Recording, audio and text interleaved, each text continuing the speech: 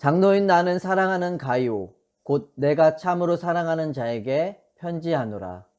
사랑하는 자여, 내 영혼이 잘됨 같이 내가 범사에 잘되고 강건하기를 내가 간구하노라. 형제들이 와서 내게 있는 진리를 증언하되 내가 진리 안에서 행한다 하니 내가 심히 기뻐하노라. 내가 내 자녀들이 진리 안에서 행한다 함을 듣는 것보다 더 기쁜 일이 없도다. 사랑하는 자여, 내가 무엇이든지 형제 곧 나그네 된 자들에게 행하는 것은 신실한 일이니 그들이 교회 앞에서 너의 사랑을 증언하였느니라. 내가 하나님께 합당하게 그들을 전송하면 좋으리로다. 이는 그들이 주의 이름을 위하여 나가서 이방인에게 아무것도 받지 아니함이라.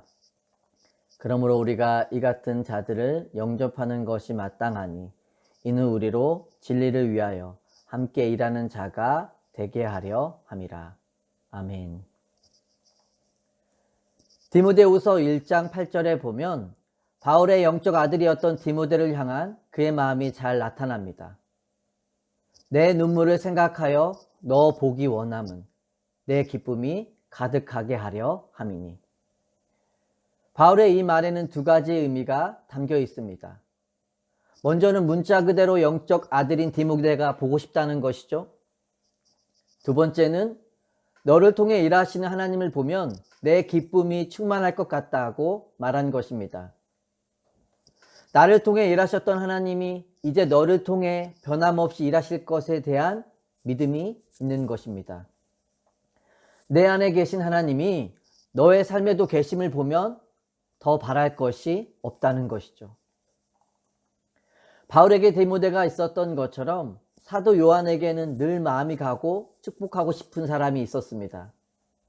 그래서 사랑과 축복의 마음을 담아 가이오에게 개인적인 서신을 보낸 것입니다. 편지의 목적은 두 가지로 볼 수 있습니다. 먼저는 가이오의 환대에 대해 칭찬하여 그리스도인으로서의 그의 삶을 격려하기 위함입니다. 내가 진리 안에서 행한다고 하니 이보다 더 기쁠 수가 없다는 것입니다. 둘째로 진리를 거부하고 잘못된 길로 가고 있는 디오드레베에게 경각심을 일으키려는 것입니다. 순회 전도자들인 믿음의 형제를 거부하고 험담하며 배척한 것에 대해 깨닫게 하는 것입니다. 우리가 1절에 보면 사랑의 사도답게 사랑이라는 표현이 반복해서 등장하고 있습니다. 한 장으로 된 이 짧은 서신서에 사랑이란 단어가 6번이나 반복이 되고 진리란 단어가 7번이나 반복되고 있습니다. 사도 요한이 믿는 자로서 중요하게 생각하는 것이 무엇인지를 잘 드러내주고 있죠. 한마디로 정리하면 진리 안에서 사랑을 실천하라는 것입니다. 여기서 요한이 말하는 진리란 무엇일까요? 우리가 요한의 다른 복음서와 서신서를 통해 알 수 있는 것처럼 진리는 예수 그리스도입니다. 1절에 보면 우리말 성경은 요한이 가이오를 향해 내가 참으로 사랑하는 자다 라고 말하고 있는데 여기서 참으로라는 단어를 원문과 영어 성경으로 보면 진리라는 단어로 번역하고 있습니다. 내가 진리 안에서 사랑하는 자라는 것이죠. 요한과 가이오는 사랑하는 형제들인데 그들에겐 한 가지 공통된 분모가 있습니다. 예수님에 대한 동일한 진리를 믿었고 하나님의 생명이라는 동일한 실체를 경험한 자들이라는 것입니다. 그러니까 요한이 가이오를 가리키며 우리가 진리 안에 있기에 너를 사랑하고 있다는 것입니다. 여러분, 우리가 언제 다른 사람을 진정으로 사랑해 줄 수 있나요? 나를 향한 예수님의 사랑을 깨닫게 될 때 다른 사람을 향한 사랑의 모습으로 나가게 되는 것이죠. 우리가 그리스도의 사랑 안에 거할 때 조건부적인 상황이 아닌 성경이 말하는 사랑을 할 수 있는 것입니다.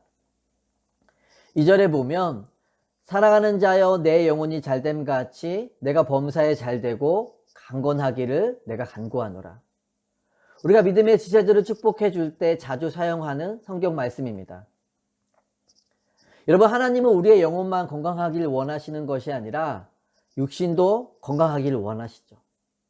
여기에 세 가지의 축복이 나오는데 가장 먼저 등장하는 것이 내 영혼이 잘 되기를 원한다는 것입니다.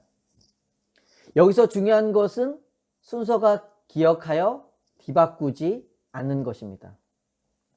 우리의 영혼이 잘 되는 것이 먼저이고 그 뒤에 범사가 잘 되고 육신도 강건한 것입니다. 여기서 말하고 있는 영혼이 잘 된다는 것은 무엇을 의미하는 것일까요?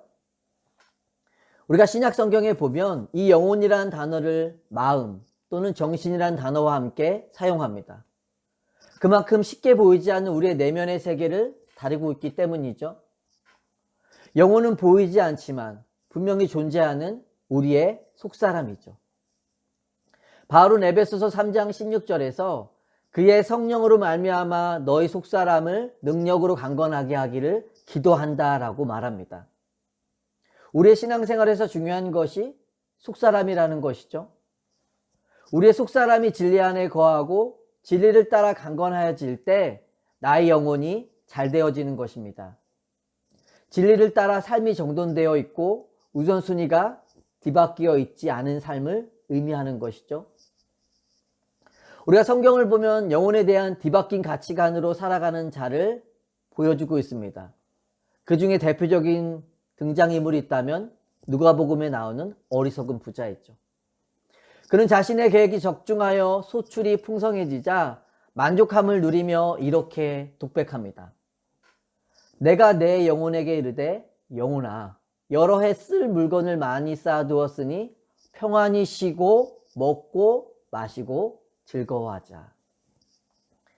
자, 그런데 그 영혼을 향해 하나님이 찾아오셔서 뭐라고 말씀하시나요?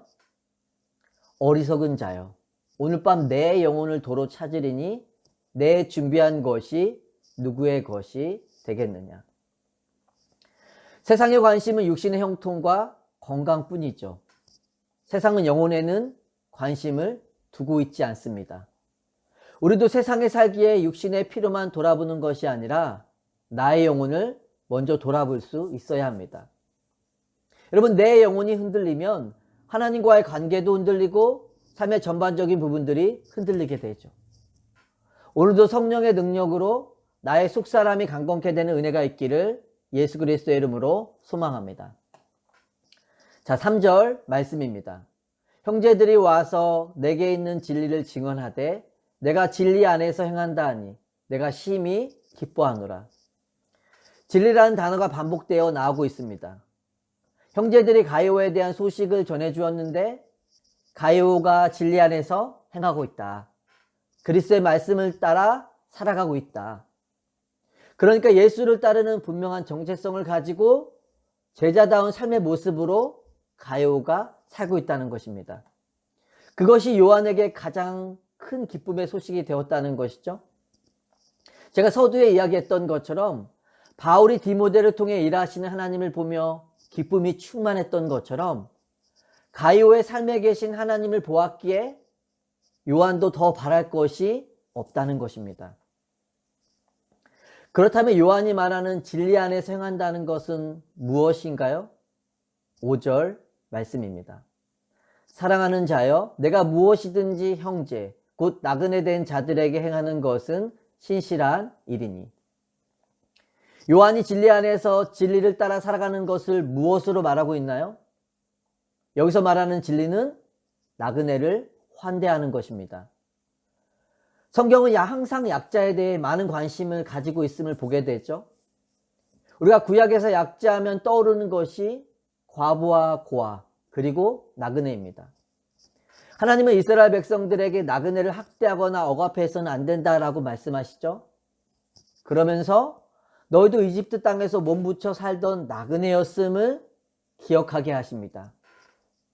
우리가 구약에 보면 환대한 사람들에게 하나님의 축복이 임하는 것들을 보게 되죠. 아브라함과 롯이 손님을 잘 환대함으로 인해 하나님의 놀라운 비밀의 소식을 듣게 되죠. 가이오도 요한의 제자들과 순의 제자들이 파송되었을 때 그들을 환대했던 것 같습니다. 주님을 대접하듯이 따뜻한 환대로 그들을 사랑해 주었던 것입니다. 요한은 그러한 행위를 보고 진리 안에 거한다. 진리를 따라 살아가고 있다라고 말합니다. 말씀을 따라 믿음이 자라는 모습, 그리고 예수 그리스도를 따르는 모습이 나그네를 환대하는 삶의 모습으로 나타나고 있기 때문입니다. 야고보서에 보면 하나님 아버지께서 보시기에 깨끗하고 흠이 없는 경건에 대해 이렇게 이야기합니다.